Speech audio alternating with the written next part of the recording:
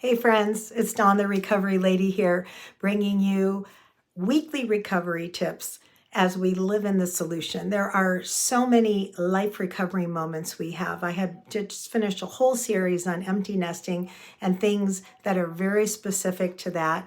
And now I am talking about more general life recovery tips. And I moved from calling them episodes to tips. So if you've been with me for a while, please hang in while I transition. I've been asked to broaden and make things for everyone, not just the empty nesters. So again, I am Dawn. I'm a master's level behavioral health clinician.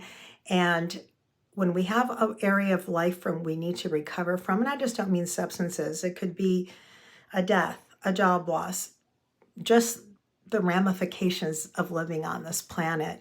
We need to have life recovery tips and able to move forward so we can grieve and go.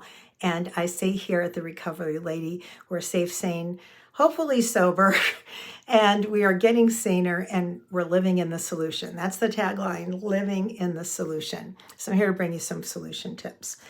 So today, in the last couple of videos, we talked about forgiveness. And does that mean trusting? And we also talked about belief systems and comfort zones.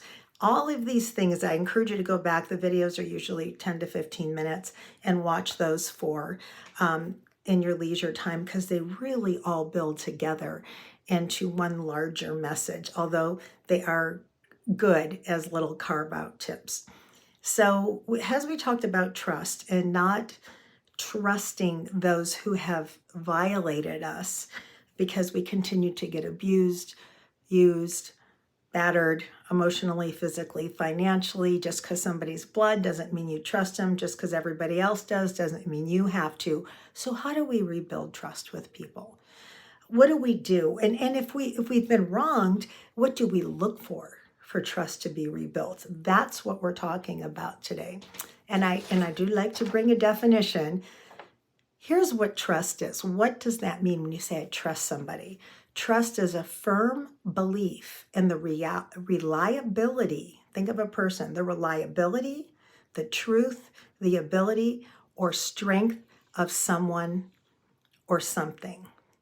You could trust that your employer is going to give you a paycheck until they don't, you can lose trust in a person, place, or thing.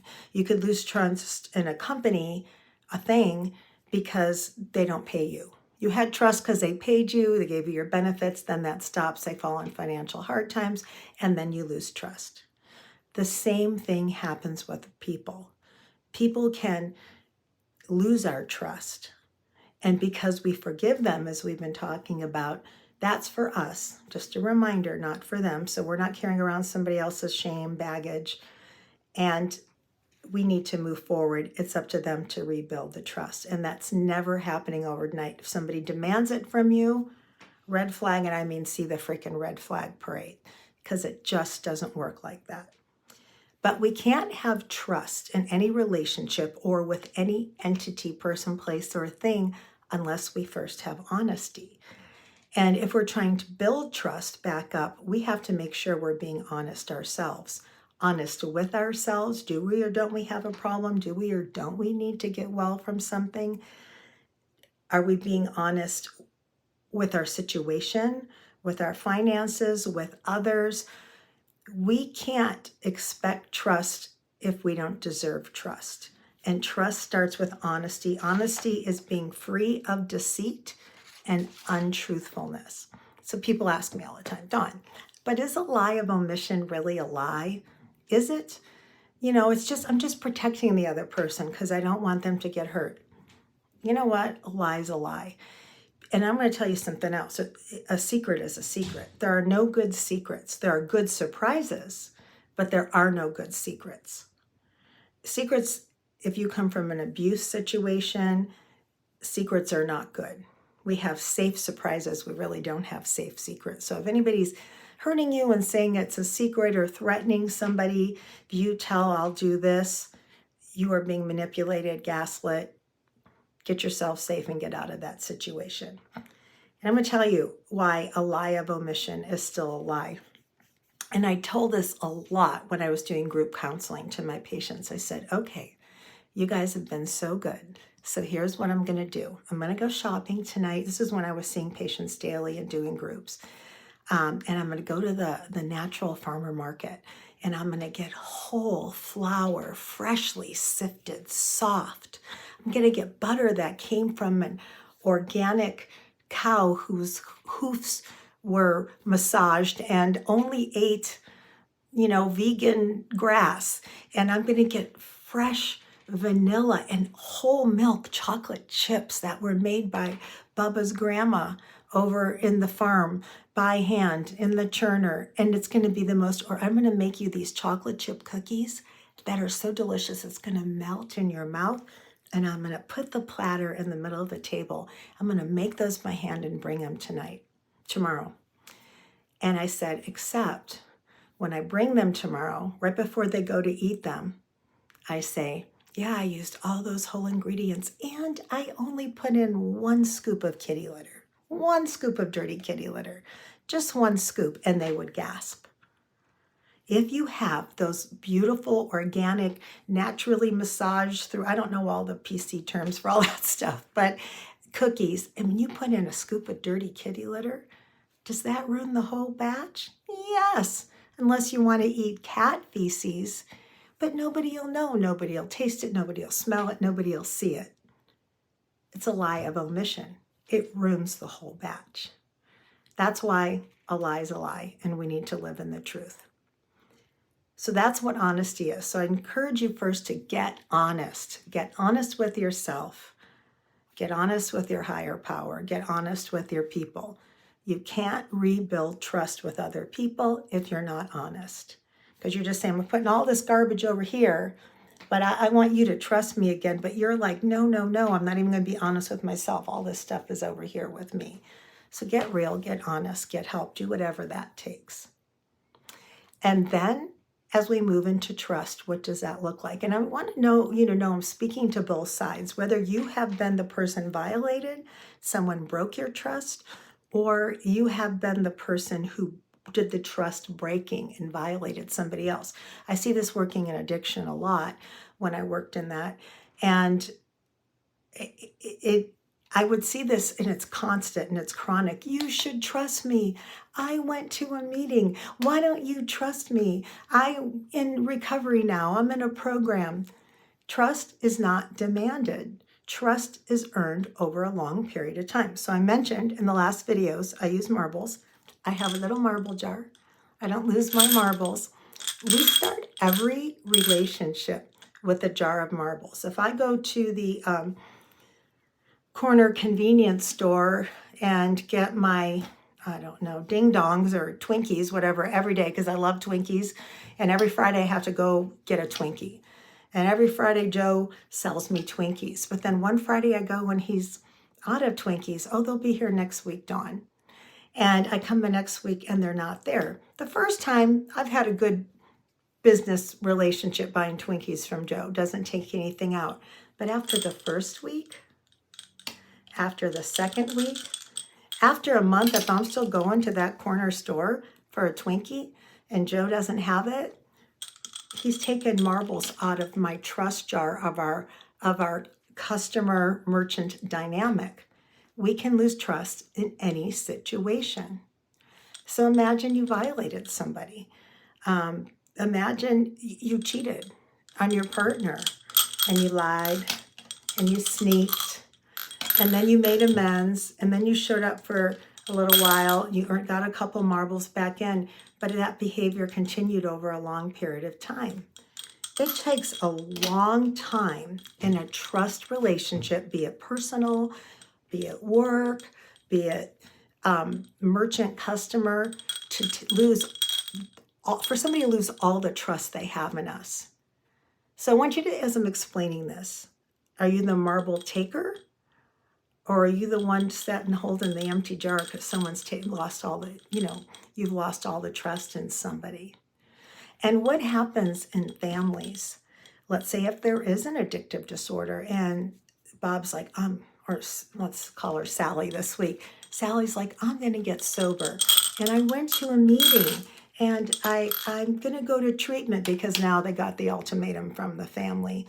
And there's a lot of dynamics over the next year. I'm going to go over it and what this looks like. And, you know, and then you were hiding, they find liquor hid in the garage. And it goes on for years. And eventually, there's no trust.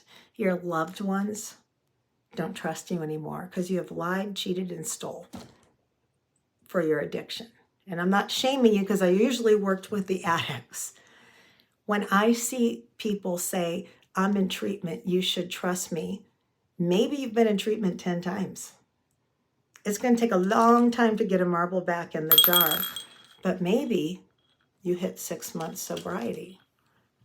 And maybe you have a sponsor. That's earning the trust. But as the loved one or the family member, that person can't start retrusting you until they see at least 12 months. We've talked about that. Something happens in the brain of sustained change. New neurotransmitters are happening. Neural pathways are being laid. It's a brain transformation. And that means with continuous change, not sitting at home, white knuckling it, saying, I don't need that help. I don't need that help. I always tell you guys, if you could have made any change on your own by yourself, you'd have done it already. And I see families get manipulated like that, and loved ones and employers when it comes to addiction. I always told my kids growing up, you know, you're looking for a significant other: adultery, abuse, abandonment, and addiction. The 4 A's, I would tell them, be leery of that. Those things, that's not something we tolerate. Don't be marrying into a situation like that, because your marbles will be emptied quickly and you're in a hollow relationship. So be watching for those things.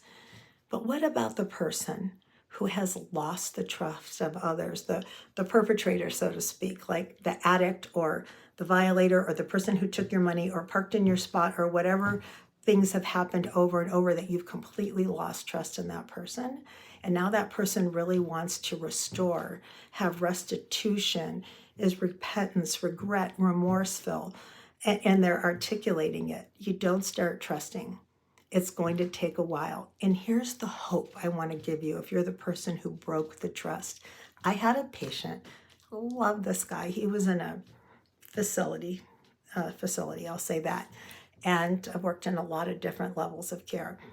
And he had a horrible childhood. I mean, just horrible. I won't even tell you the things. And he was taken out of the home when he was young. He was in his 20s when I was treating him. I don't know where he is now. And he was married and young, and his aunt kind of took care of him. But he kept relapsing. He kept going off his meds. He just did it over and over to the point his aunt stopped talking to him. He would call her from the hospital. I'm in the hospital again. I'm trying. She heard it so many times, she blocked the number. She stopped, even of the hospital, stopped taking calls from him. And he came up and he told me there's no hope. And he was crying. He said, Dawn, there's no hope. I've broken all the trust my aunt had in me. And he was hopeless. And I remember looking at him and saying, you know, you did. You took all the marbles, because I had used this visual example, out of her jar. But here's the thing, the jar is still there. So there is hope because the person is still there. So I want to tell you, if you're the person who broke the trust, there is still hope because the jar is still there. You might be saying, but Dawn, that person who I hurt so bad is dead. There's nothing I can do. Look, there's a lot of exercises we can do to get you to the other side of that. And I won't go into that right now for the sake of time. So what happened to my patient? He said, what am I going to do? And I said, stop calling her. He was on the payphone trying to call her every day, the aunt. That was his person. That was a person that kept him from completely going off the edge. I said, start writing her letters. Hey, today I'm here in such a location, and I had this for lunch, and here's a picture I drew, and we had, they have therapy, animal therapy, all these things that happen at the different facilities, and just keep telling her, and just keep writing her, and don't try to call, and don't expect anything. And this was a long-term resident, this young guy, and he really was a great guy, had issues he had to take ownership of. and correct, but he had it in him.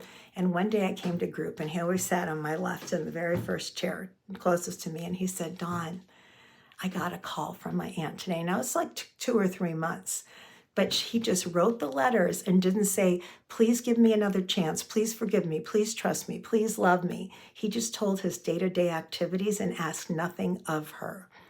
You start asking that of people too soon, you're going to push them farther away. Get your 12 months in and live by the example.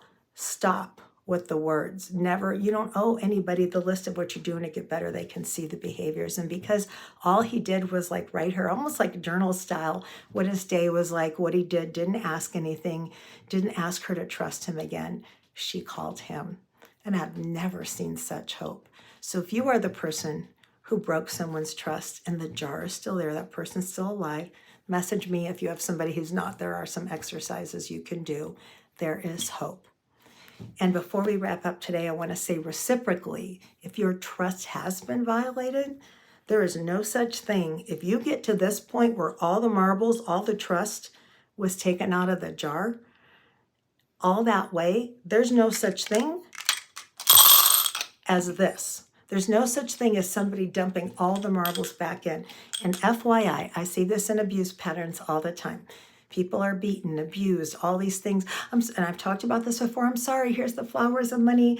I'll pay you, I'll do this, I'll do that. All the bargaining. It's all a manipulation.